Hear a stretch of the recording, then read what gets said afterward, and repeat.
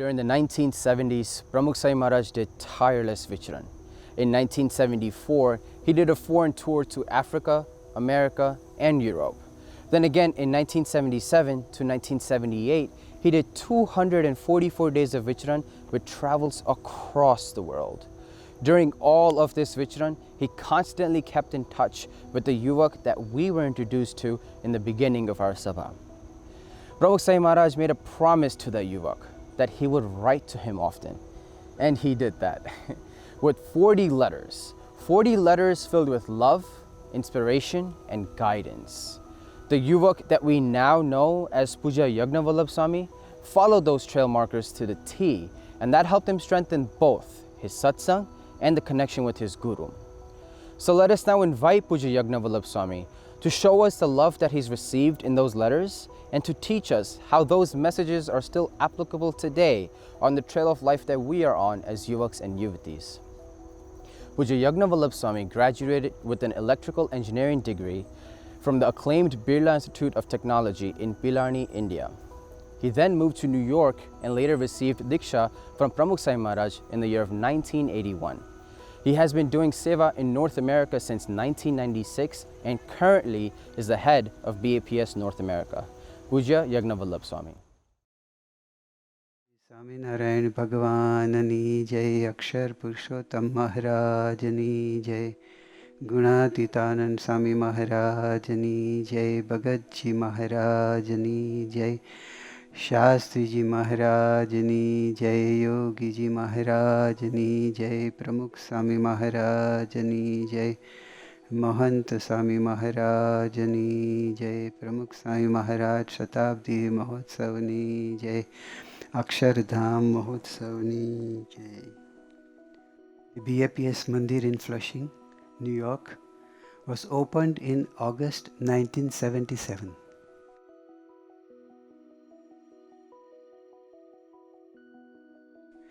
At that time, only 50 people were attending Ravi Sabha. No dinner was served after Sabha. Family used to go home after Sabha, eat cereal and milk and go to bed. For many people like Nilkamal Bhai, to reach Mandir was not an easy task. He had to change 2 trains, 1 bus and walk to reach the BAPS Mandir. It took him 2.5 hours to reach the Mandir and another 2.5 hours back home. And still they did satsang so happily and with Mahima. BK Combined Sabha had just started, but there was no BK syllabus in those days. There were no fax, no cell phones, no emails, no audio cassettes even, or CDs, no videos. Even color picture of Bapa were not available. And no WhatsApp or no BAPS website. We were in a different world and did not know what was happening in India. When Bapa visits North America after 3 to 4 years, it was the only labh. After Bapa leaves, we don't know what is happening and we can't have Bapa's darshan. Another labh was through Bapa's letters. That was the only virtual labh. In such circumstances, how one can inspire Yuvaks and Yuvatis and Hari Bhakto? Swami did that through his letters, inspiring letters. Pratishtha Pachi, Bapa asked me that you write me letter every month. And if you don't write, then I will certainly write you letter every month. And during 3.5 years, Bapa wrote me 40 letters. The average length of each letter, you can say 3 to 5 pages. And the longest letter I received was 16 pages. And the content of the letters were full of love, inspiration, and spiritual guidance through Kathavarta, inspiring, words, and Vachanamrit Nirupan in a very brief. It was a power speech. In a very short paragraph, a few sentences, Bapa placed so much in his letter that it was like a syllabus to me. You can say that one can make a syllabus for sadhaks through these letters. Bapa inspired me, taught me step by step the following, topics. Initially, he inspired me to observe Dharam Niyam, importance of satsang, mahima of Satpurush, an inspiring, very powerful inspiration for doing satsang, and also importance of Yuvak Mandal, Bal Mandal, Satsang Mandal and its activities. So, Bapa inspired me to join Seva and do Bal Mandal and Kishore Mandal. In which conditions Bapa wrote these letters? Well, at that time I didn't know that. But when I read Bapa's Jivan Charitra now, I can now understand that in which kind of hardships Bapa wrote these letters to me. He found time. During Bapa's world tour in 1977 and 1978, it was a long tour of 244 days, in which Bapa travelled 96,525 kilometers. He visited 222 towns and cities, and he did 2,261 padramanis. And during all these activities, this hectic vichran, Bapa wrote 17,500 letters in these days. And he initiated 15,000 new satsangis, Kanthi Pairavi, Vartman Dharavya. In the middle of this, he also wrote me a letter, like he wrote to thousands of other people. When he returned to Bombay, he fell sick because the vichran was so hectic that it's very difficult for a human being to endure such hectic vichran. So Bapa got sick, and he was very serious. So he was in rest in Bombay, and there were no puja darshan for 16 days. After 16 days, when puja darshan began, on February 23rd, 78, he wrote me a letter on that date. And I can read his words from these letters. Atre avyabad, atre means here. Avyabad means after that. Turataj means immediately. Bimari, એટલે sickness આવી ગઈ. હવે બાપાની દયાથી સારું છે, પણ અશક્તિ, weakness છે. તે આરામ એટલે કે rest થાય છે. So you can imagine. Similarly, on May 15, 1978, when Bapa was in Sarangpur, he again was very sick. And Puja Vivek Sagar Swami, he narrates this prasang that Bapa called him. And Bapa said, કે મને તેજ દેખાય છે. હવે આ શરીર નહીં રહે. અને મારા પછી પૂજ્ય મોહન સ્વામીના ગુરુ તરીકે નિમજો. That was the day, May 15, 78 in Sarangpur. 14 days after that, Bapa wrote me a letter. On May 29, 78, and from Gadhda, Bapa writes, મારે શરીરે સારું છે અને ગઈકાલે ગઢડા આવ્યા છીએ અને ગોંડલ જઈશું આપના વતી દર્શન કરેલ છે. However sick was Swami or however hectic his vision, રોજના 8 કે 10 ગામડાઓ ફરવાના હોય, but still Bapa found time to connect with his yuvaks or haribhaks. I will share some of the content of the letters with you. Initially I thought that the letters are personal, they are addressed to me. So how is going to interest you? But then I realized that though Bapa addressed those letters to me, but when you see the content, I understand that it was not just addressed to me, but all of you, all of the yuvaks and yuvatis.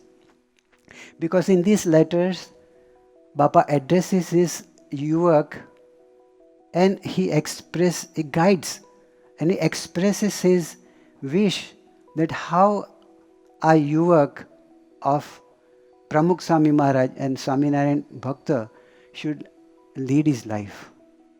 So all these contents are very relevant to all of you. And so I'm not going to do any nirupan or narrate any prasang anymore, because you are more interested and very curious, I'm sure, to listen to the words of Swami Shri, the divine words. So let me read some of the excerpts from Bapa's letters. First, Bapa inspired me for Niyam Dharma and Satsang. So these are the letters. Mumbai, February 23rd, 78. Bapa writes, પાઠ પૂજા તિલક ચાંદલો તે બરાબર કરવું, નિયમો બરાબર રાખવા, મંદિરે વધારે રહેવાય તે પ્રયત્ન કરવો, મીન્સ ટ્રાય કરવો. ત્યાંનું પ્રલોભન મીન્સ ટેમ્પટેશન મોટું છે, તેમાં જરા પણ વૃત્તિ જવા દેવી નહીં, મીન્સ ત્યાં ડાયવર્ટ ના થવું ટેમ્પટેશનમાં, પણ ધર્મ નિયમ ઉપર ફોકસ કરવું. From Nairobi, Bapa writes, on January 17th, 78, મંદિરે નિયમિત એટલે રેગ્યુલરલી જતો હોઈશ. સત્સંગ જરા પણ મોડો એટલે વીક ન પડે, તે ખટકો એટલે અવેરનેસ રાખજે. એક દિવસ આળસ એટલે લેઝીનેસ તો ધીરે ધીરે વધે, માટે ખબરદારી મીન્સ અવેરનેસ રાખજે. એટલે બાપાએ મને છે ને he inspired me so much. All these words, I was not able to implement all his words, but some of the words, it really clicked me. અને એનાથી મારું જીવન બહુ ઉન્નત થયું. See, બાપા told me that every day તારે મંદિરે જવાનું, અને મને ખબર નહીં કેમ એ મને ગયું. તો I used to go to મંદિર every day. એટલે બાપાના શબ્દોમાં એવી તાકાત હતી. આમ ખાલી આપણે લખીએ તો એવું કોણ માને, પણ બાપાનો એવો પ્રેમ હતો, એવી શુદ્ધ ભાવના હતી આપણું ભલું થાય. અને મેં વાંચ્યું કે બાપાની ઈચ્છા છે આપણે રોજ મંદિરે જવા, નજીકમાં જ રહેતો હતો અને એવી આજ્ઞા પડી ગઈ એમની કૃપાથી. તો આ બધા શબ્દો કેવી અસર કરતા હોય છે એ પણ એનો ખ્યાલ આવે. ત્યાર પછી અટલાદરા, સપ્ટેમ્બર 1, 78, નિયમ રાખવા જેથી સત્સંગમાં વધાય છે, મીન્સ ગ્રો થવાય છે ને બળ રહે. દરરોજ એટલે એવરી ડે થોડું થોડું એટલે લિટલ નિયમપૂર્વક એટલે રેગ્યુલર કરવાથી ધર્મ, જ્ઞાન, વૈરાગ્ય વધે છે. જેમ નિયમિત પાણી એટલે કે વોટર એક સ્થળે એટલે પ્લેસમાં પડે ત્યાં પાણી ભરાય, તેમ નિયમથી વૃદ્ધિ પ્રમાણે મીન્સ ગ્રો થવાય. બાપા સમજાવે છે કે કોઈક વખતે નિયમ પાડીને કોઈ વખતે ના પાડીએ તો એનાથી ગ્રો નથી થવાતું. શ્રીજી મહારાજ વચનાવતમાં આ વાત પાણીનો ઘડો ઢોળિયાની વાત કરે છે, એનું નિરૂપણ બાપા અહીંયા કર્યું કે તું નિયમિત નિયમ પાળજે તો તું સત્સંગમાં આગળ વધીશ ને બાપા રાજી થશે. હવે બાપાના કેવા જબરજસ્ત શબ્દો છે ફોર ઇન્સ્પાયરિંગ મી ફોર સત્સંગ, નિયમ એન્ડ એક્ટિવિટીઝ. તો આ ઇન્સ્પાયરિંગ વર્ડ્સ આપણે વાંચીએ. Strong inspiration. આપણે કોણ છીએ ને કોણ મળ્યા છે? માટે ખડ એટલે ગ્રાસ. જેમ લાયન છે ને એ પોતે ઘાસ ન ખાય, માણસ ના ખાય, પશુ ખાય. તો બાપા કહે છે કોણ મળ્યા છે? માટે ખડ ખવાય જ નહીં. એટલે આપણાથી વિષયને ગંદકી બધી ન કરાય. જોકે ત્યાં હજારો આકર્ષણ એટલે એટ્રેક્શન્સ. માટે નિરંતર એટલે ઓલવેઝ મંદિર ને કથા વાર્તાનો ને નિયમનો યોગ રાખવો અને બાપાને યાદ કરવા, જેથી હંમેશા રક્ષા થાય. એટલે બાપાએ છે ને આપણને બહુ સુંદર ઉપાય બતાવ્યો કે આપણે કોણ છીએ, આપણી આઈડેન્ટિટી. આપણે બાપાના યુવક છીએ, ભગવાનના ભક્ત છીએ. અને ગમે તેટલા એટ્રેક્શન હોય તો એમાં આટલી વસ્તુ કરવાની કે એક તો મંદિરનો યોગ રાખવાનો, કથા વાર્તાનો, નિયમનો અને બાપાને યાદ કરવાના, તો રક્ષા થઈ જશે. માર્ચ 28, 79 સ્વામીએ એટલે કે ગુણાતીતાનંદ સ્વામીએ વાતમાં કહેલ છે કે આપણો દેહ બે વાત સિદ્ધ કરવા છે. અક્ષરરૂપ થઈને પુરુષોત્તમ નારાયણમાં જોડાવું, તો તે કરી લેવાનું. આ ગુણાતીતાનંદ સ્વામીની વાત છે. પછી સ્વામીના શબ્દો તમે જુઓ. દેહ ફના એટલે સેક્રિફાઈસ. દેહ એટલે બોડી સેક્રિફાઈસ કરી નાખવાની. દુનિયા ફના मीन्स वर्ल्ड सेक्रीफाइस और सर्व फना है मीन्स एवरीथिंग. भगवान ने संत बे साची बात है, ते राजी थाय तेम करવું. કેટલું બળ છે એની અંદર. ભાદરાથી બાપા લખે છે, જૂન 20, 78. તો બળ રાખી, હિંમત રાખી ભજન કરવું.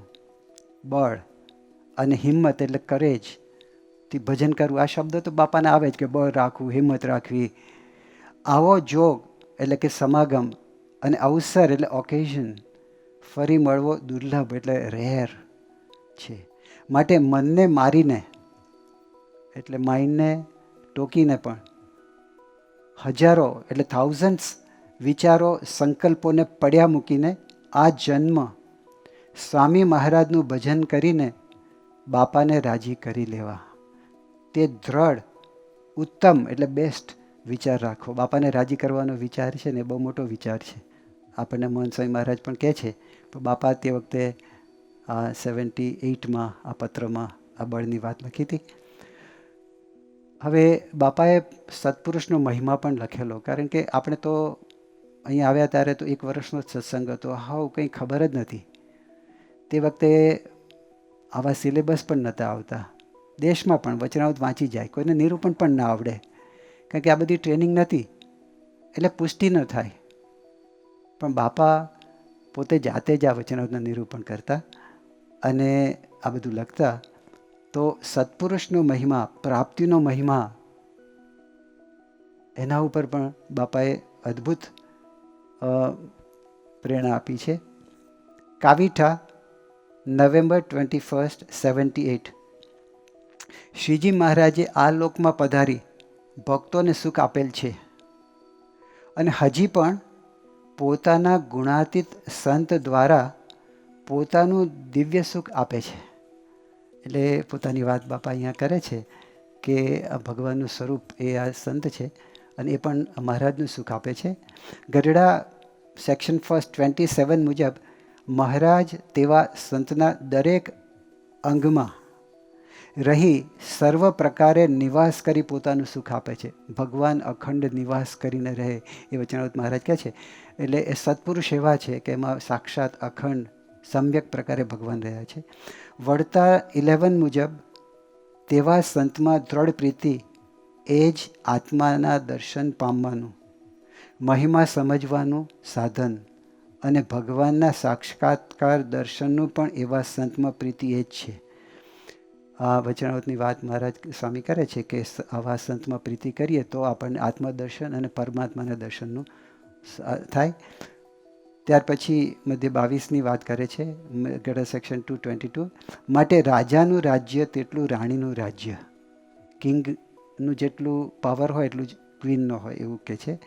તેમજ ભગવાનના પ્રતાપે તે સંત પણ સમર છે, પ્રતાપ છે, આ વચનાવૃતના આધારે છે. એટલે આ બધી વાત સ્વામી કહે કે મેં મારી નથી કરી, વચનાવૃતમાં લખી છે મહારાજે.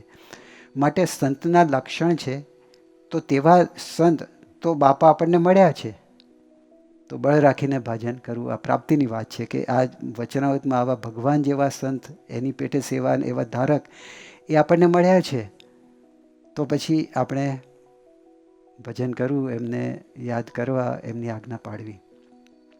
સપ્ટેમ્બર 10th 78 મહિમા સમાગમથી સમજાય છે.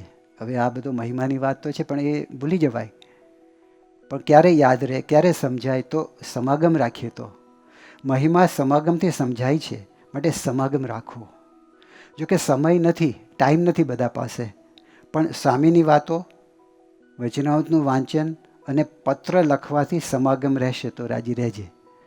એટલે આ પત્ર લખીને બાપાએ આપણને પોતાનું વ્યક્તિગત સમાગમનું સુખ, જાણે આપણે પ્રત્યક્ષ હોય.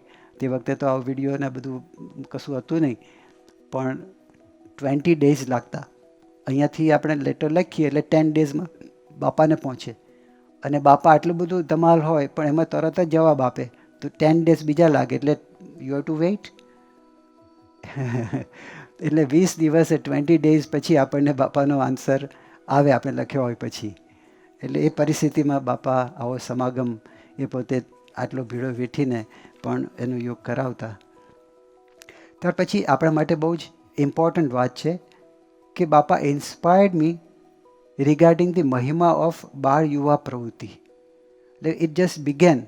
બાપા inspired me to begin Bal Mandal and Kishore Mandal and Yuvak Mandal. But I was very new and there was no guidance and no syllabus. But Bapa insisted and એટલું બધું મને બળ આપ્યું કે તું આ કર. અને બાપાની કૃપાથી આપણને એ સેવા મળી. પણ એ સેવાનો પણ મહિમા બાપા લખે છે. મહેડાઓ ડિસેમ્બર 12th 78 જીવનચરિત્રમાં વાંચ્યું ને કે બાપા મહેડાઓ ગયા હતા. એના પહેલાંના દિવસે 9 વિલેજીસમાં બાપા ફર્યા. અને આફ્ટર મહેડાઓમાં પાટોત્સવ હતો. આફ્ટર દેટ બાપા અગેન ડીડ વિચરન ઇન 9 વિલેજીસ. તો આમાં પત્રમાં ઇન્સ્પિરેશન આપે છે ફોર યુવક મંડળ. તારા ઉપર યોગી બાપાની દ્રષ્ટિ છે, મીન્સ બ્લેસિંગ્સ છે. કારણ તું બાપાનું પ્રિય કાર્ય, મીન્સ બાપાનું લવડ વન કાર્ય, યુવક બાળ મંડળનું કાર્ય ખૂબ ઉત્સાહથી સારી રીતે કરે છે. એટલે બાપાનો રાજીપો રહેશે જ, થયો છે ને થશે. એટલે આ યોગી બાપાને બહુ ગમતું યુવક મંડળ, બાળ મંડળ, અને એમાં જવું જોઈએ. અને એને આપણે સંચાલક તરીકે પણ સેવા કરવી જોઈએ. મોટા પુરુષની આજ્ઞા ને ઈચ્છા ને મરજીથી જો સેવા કરે તો તે શ્રેષ્ઠ છે, હાઈએસ્ટ. બાપાની ઈચ્છા હોય પ્રમાણે. તો તારું કાર્ય એવું છે. બાપાને પ્રિય જે વાત હતી, બાળકો યુવકોને સત્સંગ કરાવો, તે તું કરે છે, તે મોટી વાત છે. એટલે બાપાની એવી ઈચ્છા હતી કે દરેક યુવક, હું તે વખતે નવો જ યુવક હતો, એમ પણ બાપાએ કીધું, પણ આપણે બધા જ આપણે યુવક મંડળમાં જઈએ અને આપણે પણ કાર્યકર તરીકે બીજાને સત્સંગ કરાવીએ, એ બાપાની અંતરની ઈચ્છા હતી. તારા ધન્ય ભાગ્ય છે, તને આ સેવા મળી છે, અને તું પણ બાપાને રાજી કરવા તે કરે છે, તેથી ધન્ય છે. બાપા સેવાનો મહિમા કહે છે કે આ બહુ જ સેવા, બહુ મોટા ભાગ્યો એને મળે છે આવી યુવક મંડળની. માટે બાળ યુવક મંડળ માટે જરા પણ કંટાળો, એટલે બોરિંગ હોય તો પણ મજાક આમ પ્રેમથી કરવાની, જરા પણ કંટાળો આવવા દેવો નહીં. અને આ દેહે એ જ કરવું છે, તે તાન રાખવું. આ આપણે યુવક મંડળ કરવું જ છે. આ સેવા મોટા મોટા દેવોને ન મળે તે તને મળી છે. યુવક મંડળની સેવા, બાળ મંડળની સેવા, એક સંચાલક તરીકે બાપાએ જે સેવા આપી હતી એ બહુ જ અગત્યની છે. અને એક જીવને સત્સંગ કરાવો તે મોટી સેવા છે. માટે બાળકો તોફાન કરે કે રમે, પણ ધીરે ધીરે લાઈન ઉપર આવી જશે. મીન્સ લાઈન ઉપર મીન્સ ટ્રેકમાં આવી જશે. From Bochasan, July 23rd 79. હવે પ્રવચનની હલક પણ આવી જશે. હલક એટલે આમ જેને કહીએ ને કે ફ્લો. અને બાપાની દયાથી ફુવારો, એટલે કે ફાઉન્ટેન. જ્ઞાનનો વૈરાગ્યનો છૂટશે, બળ રાખજો. કેટલું બળ આપે છે સ્વામી કે જ્ઞાન વૈરાગ્યનો ફુવારો છૂટશે.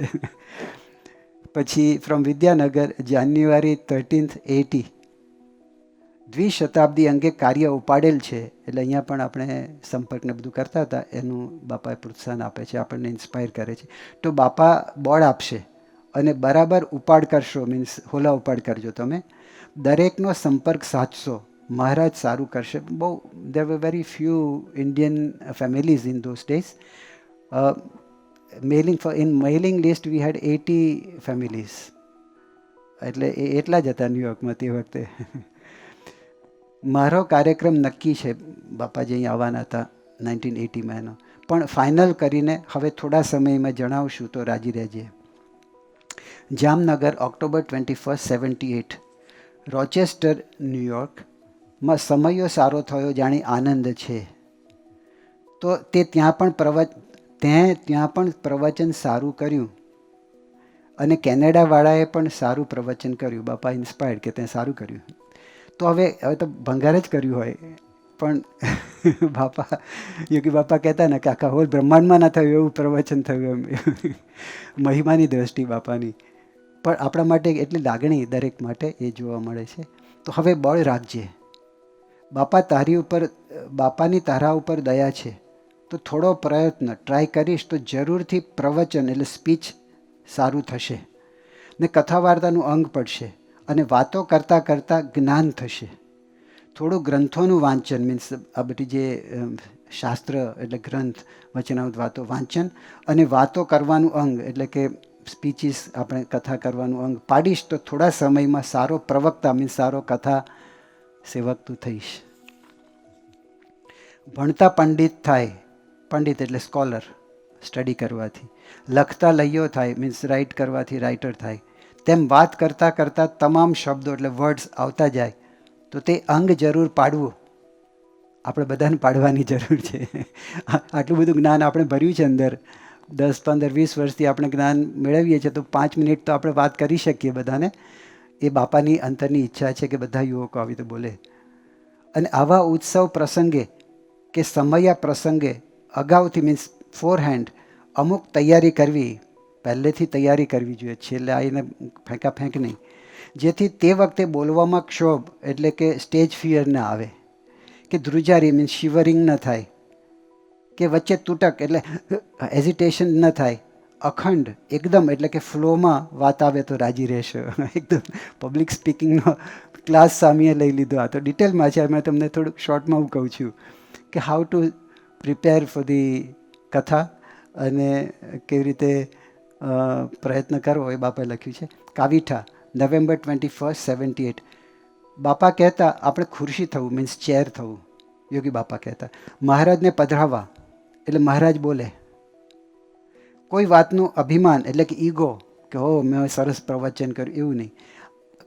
અભિમાન આવવા દેવું નહીં. જે આવે છે એટલે કે જે બોલાય છે તે બાપાના પ્રતાપે છે.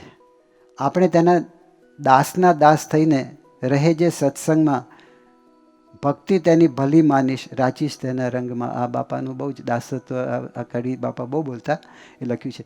તેમ દાસના દાસ થઈને સેવા કથા વાર્તા ભજન કરવું, જેથી સુખ શાંતિ રહે તો રાજી રહેજે. એટલે આપણને પાછું પ્રવચનકાર નથી બનાવી દેવા બાપાને, સેવક તરીકે જ, પણ આ કથા કરવી એ પણ બહુ જ મહાન સેવા છે. મહારાજના ગુણગાન ગાવા, પોતાનો મહિમા તો કહેવાનું નથી આમાં, મહારાજ સ્વામીનો જ કહેવાનું છે.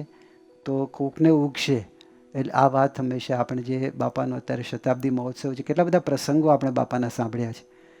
તો આપણે આપણા મિત્રોને, ઇવન આપણા યુવક મંડળમાં આપણા સત્સંગી મિત્રોને અથવા તો સત્સંગી ના હોય સગાવાલા ફ્રેન્ડ્સને પણ આપણે થોડીક પણ વાત કરી શકીએ તો બહુ મોટી સેવા એ બાપા ગણે છે ને બહુ રાજીપો એમાં બતાવે છે.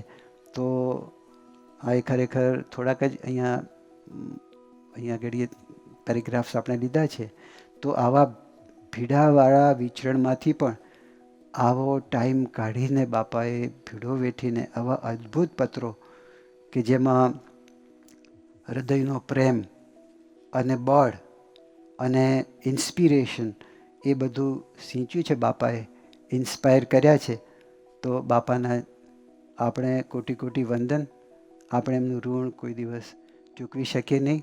આપણે જે છીએ તો એમની કૃપાથી છીએ. આપણને ઘડવા માટે બાપાએ આટલો બધો દાખલો કર્યો તો આટલો બધો દાખલો બાપાએ જે લખવામાં કર્યો, તો મહારાજ સ્વામીના ચરણોમાં પ્રાર્થના કરીએ છીએ, બાપાના ચરણોમાં, કે એમને જે આ બધું લખ્યું છે એ પ્રમાણે હું મારું જીવન જીવી શકું. ને આપણે બધા જ, કારણ કે આ પત્રો તો બધા માટે છે. બાપાની ઈચ્છા છે કે મારા બધા યુવકો આ રીતે જ સારું જીવન જીવે. એવું નથી કે ફક્ત આ યુવક જ, પણ આઈ વોઝ ફોર્ચ્યુનેટ કે બાપા address those letters to me. તો બાપાના ચરણોમાં પ્રાર્થના કરીએ કે એમનો જે દાખલો આટલો બધો છે વ્યર્થ ન જાય, પણ એ શબ્દો અધ્ધર ઝીલીને આપણે એમને રાજી કરી શકીએ, આ જીવન ધન્ય કરી શકીએ. શ્રી સ્વામિનારાયણ ભગવાનની જય. Letters are among the most significant memories a person can leave behind. We just learned the amount of time Pramukh Sai Maharaj took out to write to Puja Yagnavallabh Swami, who was merely a new yuvak in satsang at the time. Though the letters were addressed to him, the messages directly apply to all of us today.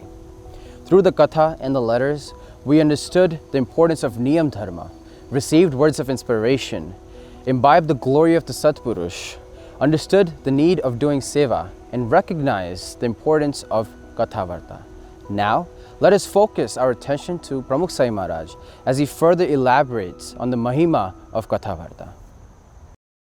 કથાવાર્તાનું અંગ છે, પણ બહુ મહત્ત્વની વસ્તુ છે. કથાવાર્તા જો આપણને હોય તો આપણને આ સેવાની અંદર વિક્ષેપ ના હોય, કે તો આપણું મન પાછું ન પડે, અગર કોઈનો અભાવ અવગુણ પણ ના આવે. પણ કથાવાર્તાનો જોગ ન હોય તો કંઈ થાય નહીં. એવું તો માન આવી જાય, કોઈ કંઈ તો બોલી જાય, કોઈ થઈ જાય, તો પછી અંદર અંદરના કંઈ કારણસર મંદિર મૂકી દે, સેવા પણ મૂકી દે, અને બધું થઈ જાય.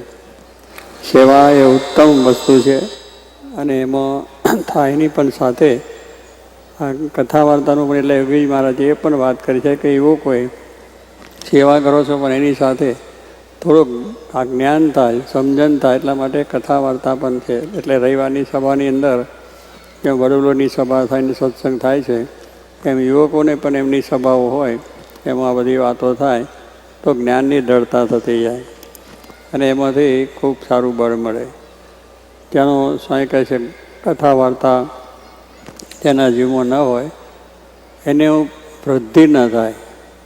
વૃદ્ધિ એટલે સત્સંગની અંદર જે મહિમા, સેવા, ભક્તિ જે કંઈ મળે તે કરવાનું છે એ ન થાય, કહેતા મન પાછું પડી જાય. પણ સ્વામી કે જેનો કથા વાર્તાનું અંગ છે એનો સત્સંગમાં પાયો મજબૂત હોય છે, કારણ દરરોજ કથા વાર્તા સાંભળે એટલે થઈ જાય. કથા વાર્તા કરતાં કંઈક કોઈના શબ્દો પડી ગયા હોય, કોઈ કંઈ આપણને કહ્યું હોય, તો એ પ્રમાણે સેવા કરતાં થયું હોય તો એને આ કથા વાર્તા સાંભળે તો એ પાછું મટી જાય. કે આ બધું જે થાય છે એ આપણા સત્સંગ દ્રઢ થવા માટે છે, આપણા સ્વભાવોને ટાળવા માટે છે. કારણ કે ભેગા રહેવાથી એકબીજાના સ્વભાવનું ઘર્ષણ થાય, અને ઘર્ષણ થવાથી બધા સ્વભાવો ઘસી જાય. એટલે કથા વાર્તાનું અંગ એટલા માટે મહારાજે કહ્યું છે, અને જોગી મહારાજે પણ એટલા માટે રવિવારની સભા કરી છે કે સત્સંગ જો જેમ જેમ વધશે, કથા વાર્તાનું અંગ વધશે, કથા વાર્તા સાંભળીશું તો આપણે આગળ વધી શકીએ. એ તો પાછું થઈ જાય. એટલે આપણા સત્સંગની અંદર શ્રીજી મહાના વખતથી કથા વાર્તાનું અંગ રાખ્યું છે. સવાર સાંજ બપોર બધી કથાઓ મંદિરોમાં થાય, ગામડામાં પણ બધા થાય છે. યોગી મહારાજનું પણ આ જ હતું. એટલે જ્યારે સભા શરૂ થાય ત્યારે પહેલાં બેસી જવાનું, અને સભા પૂરી થાય ત્યારે જ ઉઠવાનું. તે સિવાય ઉઠવું પણ નહીં, માળા લઈને બેસી જવું. જે કથા વાર્તા ચાલતી એકાગ્રથી સાંભળવું, તો કથા કંઈ જીવમાં ઉતરે. બધી પ્રવૃત્તિ લઈને પાછા ઊભા થઈએ, વળી આવીએ અને બેસીએ, એમાં એકાગ્રતા ક્યાં રહી? મંદિરનું કામ છે, મંદિરની સેવા છે, મંદિરની પ્રવૃત્તિ છે, ના નથી.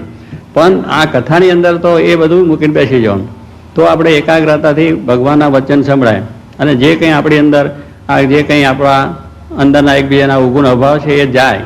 પણ કથા સાંભળીને તો અવગુણ અભાવ રહ્યા જ કરે. પછી આવો છે ને બેવો છે ને પેલા બે બહેન આમ વાત કરે, બે બહેન આમ વાત કરે, એટલે એનાથી આપણી ભક્તિ વૃદ્ધિ ના પામે અને એકતા પણ ના આવે. એટલે ભગવાનની જે કથા વાર્તા છે એકાગ્ર ચિત્તે કરીને સ્વામી કે સાંભળવું. ગુણાય સ્વામી શું કહું? પ્રથમ તો સર્વ સંકલ્પને પડ્યા મૂકીને, યુ અન્ડરસ્ટેન્ડ? સમજાય છે ને બરોબર? પ્રથમ તો આ શબ્દો સાંભળી લો. સ્વામી વાતમાં છે આપણે બધાએ સમજવાનું છે. આ જ્ઞાની ધ્યાની ભજની સેવા બધાએ વાળો છે ને, આ બધાને આપણે, કારણ કે આપણે જ આ બધું જરા અવ્યવસ્થિત થઈ જાય. એટલે બધાએ પ્રથમ તો સર્વ સંકલ્પને, જે ઘરના બહારના વેપારના ધંધાના મળવાના કરવા બધા સંકલ્પો પડ્યા મૂકીને એકાગ્રચિત્તે કરીને આ ભગવાનની કથા સાંભળી. શું કહ્યું? હવે એકાગ્રચિત કેમ રહે? અહીં ઉઠીને ઘડી પેલા ટેલિફોન આવે જીવન, ફરી પેલા જીવન એ કંઈ એકાગ્ર થયું? અહીં બેઠા એટલે બેઠા. જેમ પરીક્ષિત રાજા સુખદેવજીએ કહ્યું કે જો આ તારે આ પ્રમાણે તારે મૃત્યુનો ભય ટાળવો હોય તો હું કેમ 7 દિવસ બેસી જા, તારું મનને પણ મને અર્પણ કરી દે, મન પણ તારું નહીં, સમજ્યા? મન પણ આપણું નહીં, કોને? ભગવાનને આપી દીધું. જો કે મારું મન આપી દીધું છે, 2 કલાક કથા ચાલે ત્યાં સુધી મન આપણે નહીં જ. મનને સંકલ્પ થઈને ઊભો થાય, વ્યસન હોય ને ઊભો થાય, 3.5 મિનિટની કાયા ઊભી કરે જલ લઈને, એટલે એ બધું મૂકી દેવાનું. તો આપણે કથાની અંદરની વાત છે સંભળાય કે શું વાત છે. સ્વભાવ ટાળવાની હોય, દોષ ટાળવાની હોય, અવગુણ ટાળવાની હોય, આ બધી ઘણી વાતો એની અંદર આવે છે. પછી આપણે સાંભળીએ તો આપણામાંથી અવગુણ જાય ને, તો ખબર પડે મારો આ અવગુણ છે. આપણને ખબર ક્યારે પડે? આ વાત સાંભળીએ તો ખબર પડે કે મારામાં અવગુણ છે. આ તો બીજાના જોયા કરીએ કે આનામાં આ છે ને પેલામાં છે, પણ એના કરતાં મારામાં કેટલા છે. આ બધી સ્વભાવ ટાળવા, વાસના ટાળવાની, કુટેવો ટાળવા માટે આ કથા વાર્તા છે. ભ્રમરૂપ થવા માટે વાત છે. તો એ વાતોની અંદર જો આપણે રસ ના હોય તો પછી આપણે ભ્રમરૂપ કઈ રીતે થવાય? સ્વભાવ દોષ વાસના કઈ રીતે નહીં ટળે. એટલે કહું છું કે આ વખત કથાની અંદર આપણે બધાએ બેસી જવું. એટલે સ્વામી કે પ્રથમ સર્વ સંકલ્પ જે કંઈ બધા હોય એ મૂકી દેવાના અને એકાગ્રચિત્તે કરીને બધા બરોબર કરવા.